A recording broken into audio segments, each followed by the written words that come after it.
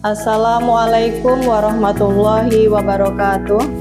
Yang saya hormati Bapak Ibu Penguji Uji Kinerja Mahasiswa PPG dalam jabatan Transformasi Plus Kementerian Agama RI LPTK IAIN Sultan Amai Gorontalo Batch 1 tahun 2025.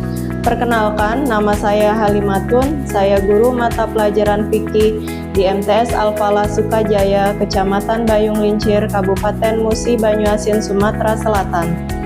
Saya adalah mahasiswa pendidikan profesi guru dalam jabatan Kementerian Agama RI Batch 1 tahun 2025 di LPTK IAIN Sultan Amai Gorontalo dengan NIM 2471250526. Nomor UKG 088620192019. Pada hari ini Kamis tanggal 8 Mei 2025, saya akan melaksanakan praktik pembelajaran dalam rangka penilaian uji kinerja dengan model pembelajaran problem based learning pada materi makanan dan minuman halal dan haram mata pelajaran fikih. Terima kasih, mohon arahan dan bimbingannya, dan selamat menyaksikan. Wassalamualaikum warahmatullahi wabarakatuh.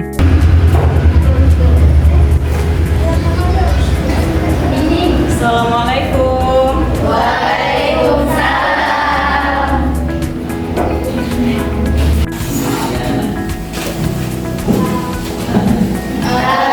Assalamualaikum warahmatullahi wabarakatuh. Waalaikumsalam warahmatullahi wabarakatuh.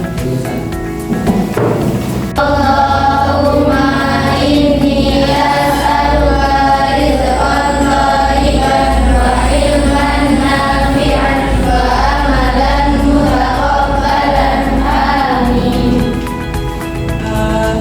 Ibu absen dulu ya. Siapa yang tidak hadir hari ini? Dari semua aku. Ya. Buang ke tempat sampah ya.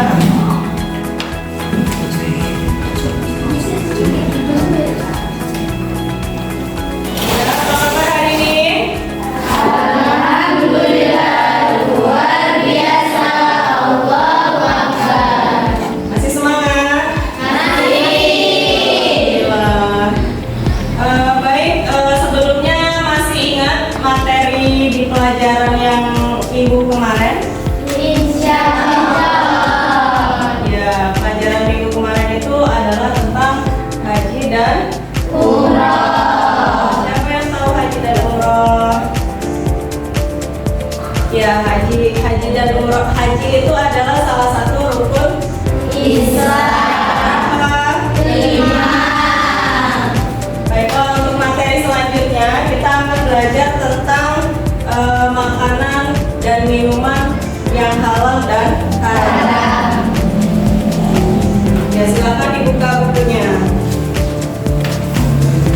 Nah, kenapa kita mempelajari tentang makanan dan minuman yang halal dan yang haram ini?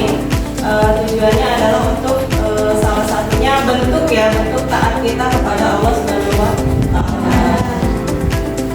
Dan selanjutnya dengan mempelajari materi ini kita lebih berhati-hati ya dalam memilih makanan dan minuman, karena tidak semua makanan dan minuman itu halal ataupun haram. Nah, selanjutnya kita lihat video dulu ya tentang makanan dan minuman yang halal dan haram. Adalah segala sesuatu yang dilarang menurut ketentuan syariat Islam. Status hukum halal dan haram dapat melekat pada dua hal. Yang pertama, perbuatan. Ada perbuatan yang dilarang atau diperbolehkan menurut syariat Islam untuk dikerjakan. Misalnya, mencuri hukumnya haram. Yang kedua, benda. Ada benda yang dilarang atau diperbolehkan untuk dikonsumsi menurut ketentuan syariat Islam. Misalnya, susu sapi hukumnya halal dikonsumsi. Jika dikaitkan dengan makanan dan minuman, maka makanan yang halal adalah makanan yang diperbolehkan. Lalu zat apa saja yang diharamkan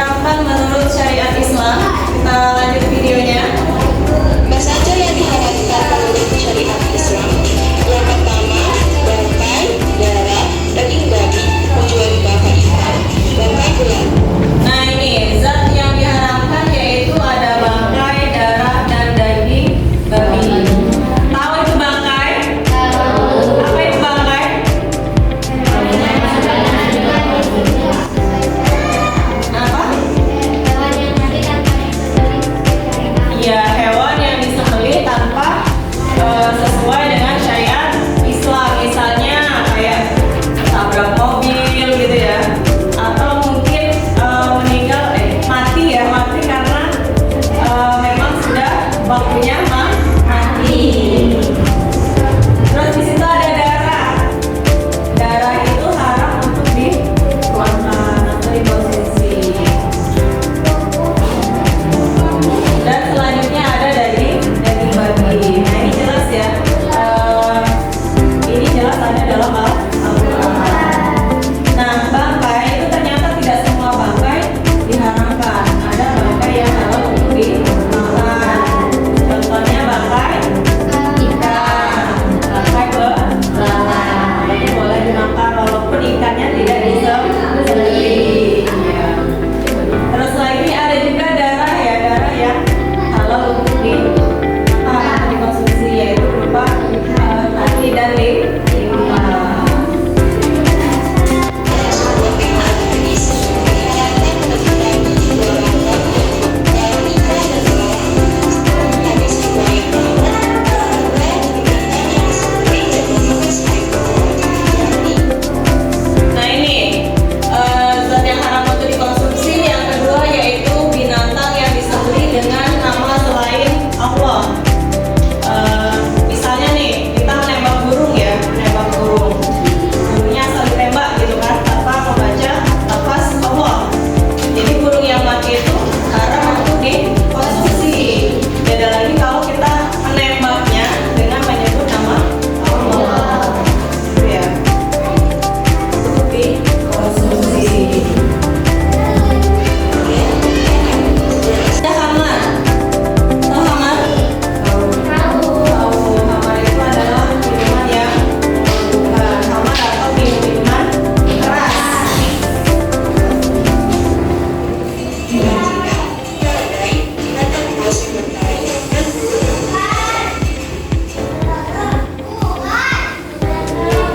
Terus yang keempat ada himar jinak, keledai, binatang buas yang bertaring dan burung berkuku tajam. Jadi kalau kita melihat hewan itu ada punya taring, terus punya kuku tajam, berarti itu salah satu ciri hewan yang tidak boleh dikonsumsi atau haram untuk dimakan. Keledai, binatang buas yang bertaring dan burung. Najis, sesuatu yang buruk atau menjijikan. Nah selanjutnya ada al-habais atau sesuatu yang buruk atau menjijikan. Misalnya apa nih? Yang menjijikan? Ular ya, cacing misalnya gitu kan. Nah itu berarti tidak halal untuk dikonsumsi. Yang kelima, segala yang berbahaya. Yang ketujuh, dilarang. Nah terus lagi segala yang membahayakan.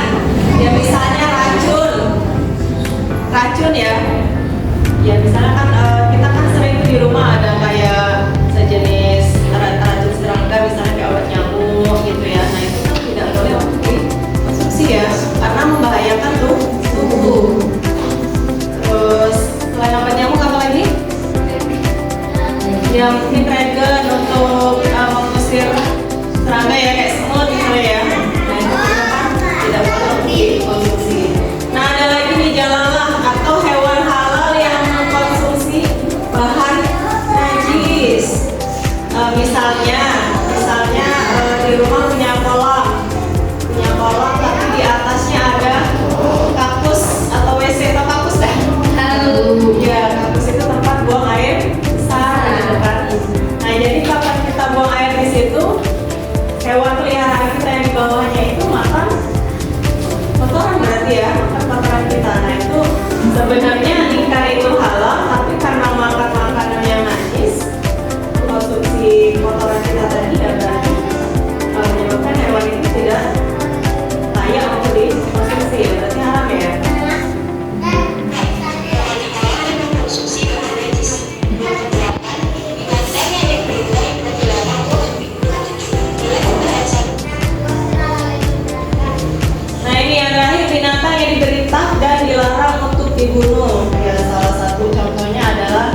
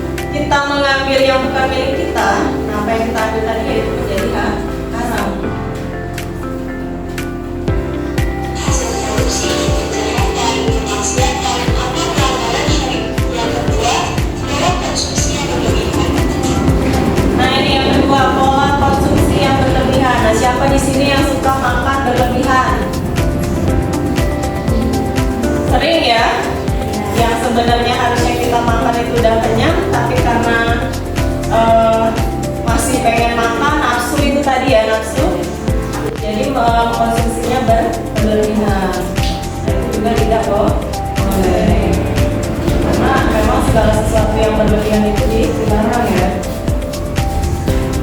Yang ketiga, tercampur dengan barang yang najis atau materi yang diharamkan. Nah, yang ketiga tercampur dengan barang yang najis atau materi yang diharamkan. Ini sering terjadi ya di rumah. Pernah goreng telur? Telurnya bersih atau kotor? Nah, kan terkadang kalau kita beli telur itu di cangkangnya apa ya? Di cangkangnya itu kadang-kadang ada kotoran ayamnya kering, memang posisinya kering gitu kan. Nah, seharusnya pada saat kita mau mengkonsumsi atau pas mau goreng itu kan dipecahin dulu tuh. Ya harusnya dicuci dulu. Kita buang dulu najisnya, kotorannya tadi kan najis kan. Nah, kalau misalnya kita tidak mencucinya, khawatirnya najis tadi jatuh ke makanan yang mau kita konsumsi, kan telurnya mau kita makan tuh. Nah itu ya, jadi yang harusnya baik untuk dikonsumsi, tapi karena najisnya tadi tidak dibersihkan dulu, sehingga menyebabkan makanan tersebut tercampur dengan barang yang najis. Lebih berhati-hati ya. Untuk itu gitu kan, maksudnya memang kalau telur itu kan nggak boleh dicuci. Kalau dicuci kan nanti berakibatnya mungkin lebih cepat busuk atau segala macam. Makanya kalau jual ya kayak gitulah bentuknya ya. Jadi kapan kita mau mengkonsumsi harusnya kita yang lebih hati-hati gitu.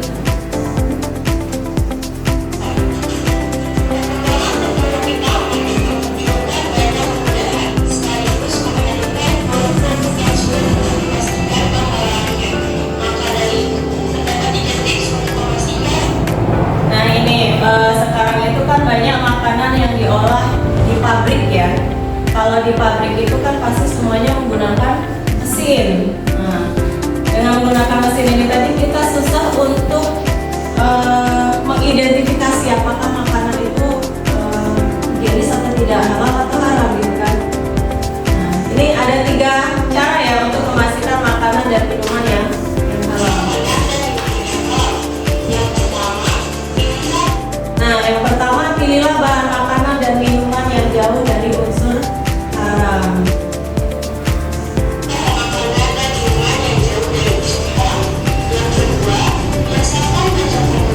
Nah, yang kedua biasakan baca komposisi bahan pada kemasan. Yang mungkin harus kita ketahui di kemasan itu kan bahasanya bukan bahasa Indonesia ya. Misalnya komposisi yang pertama mengandung minyak babi, itu kan ada kayak gitu tulisannya. Biasanya lemak babi itu macam-macam namanya, jadi kita harus tahu ya nama-nama dari lemak babi itu sendiri. Karena kan kalau kita cuma baca, nggak ada di sini tulisan mengandung lemak babi. Jadi kita harus tahu bahasa lainnya ya, bahasa lain dari lemak babi tersebut. Nah itu biasakan membaca komposisi dari makanan tersebut. Sisi bahan pada kemasan yang ketiga,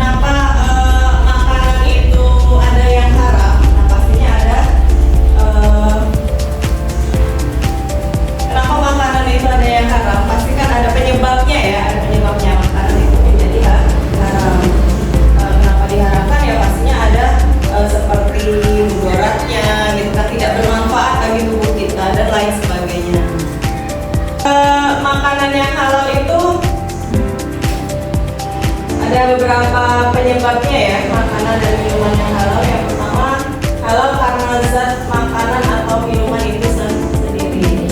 Yang kedua, halal karena cara mendapatkannya.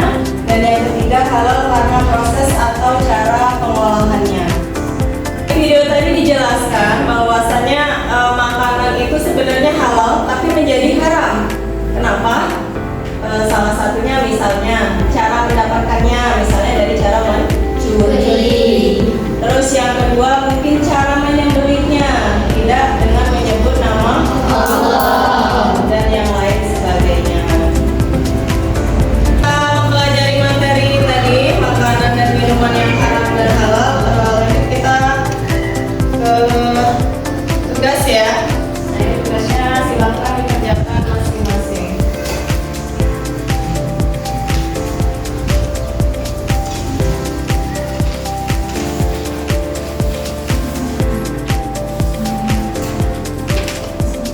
Tugasnya ya. Nah, Ibu pengen ada yang mewakili ke depan nih untuk nomor 1. Ayo siapa? Ramadan, silakan maju ke depan Ramadan. Bacakan soalnya dulu baru jawabannya ya. Yaitu makanan yang diperbolehkan untuk dikonsumsi menurut syariat Islam. Makanan halal tidak hanya harus berasal dari sumber yang diizinkan, tapi juga harus diolah dengan sajikan dengan cara yang sesuai dengan aturan agama. Hal ini meliputi berbagai aspek seperti pemilihan hewan, penggunaan hewan, penggunaan bahan tambahan, dan cara penyajian makanan.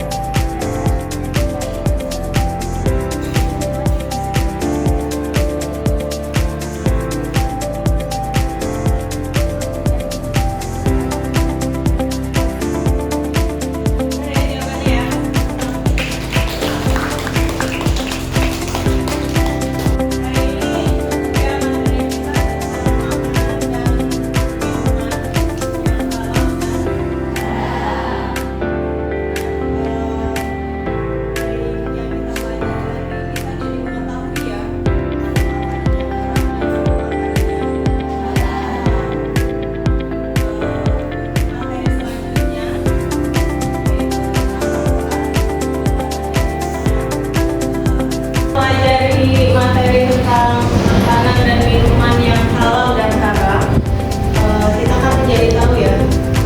Terus lagi kita harus lebih berhati-hati dalam memilih makanan, terlebih lagi makanan yang sudah dalam kemasan. Sekarang kan kita rata-rata nih kalau males makan ada yang tinggal dipanaskan gitu kan. Ya contohnya kayak sarden, itu kan tinggal dipanaskan. Tapi kan kita tidak tahu cara pengolahannya. Mungkin untuk lebih jadinya kita lihat di label utamanya itu ada label halal atau tidak. Nah terus lagi sebenarnya ada trik-trik tersendiri ya, kayak kita kan sering beli ayam potong nggak sih?